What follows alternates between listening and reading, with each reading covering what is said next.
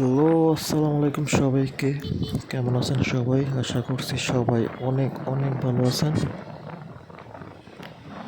তো কী অবস্থা সবার? কে কে কন্টেন্ট মনিটাইজেশন পাইলেন, আর কে কে কন্টেন্ট মনিটাইজেশন পান নাই, একটা কমেন্ট করে জানান।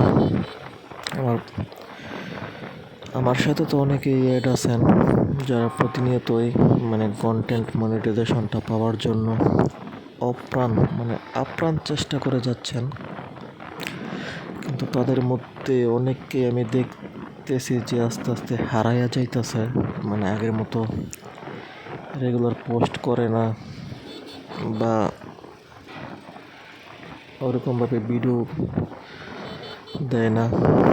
আসলে আমরা বাঙালি না, আমরা কিন্তু পরিশ্রম করতে পছন্দ করি না।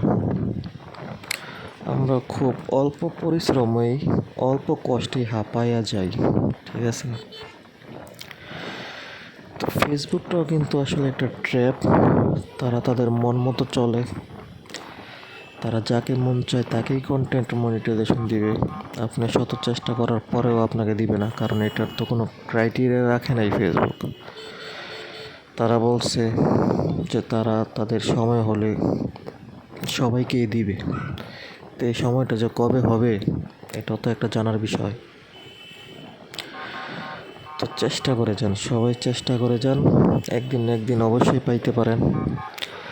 তো আমিও ইদানিং ফেসবুকে ভিডিও দেওয়া কমায় দিছি, কারণ আমার একটু সময় সুযোগের অভাব।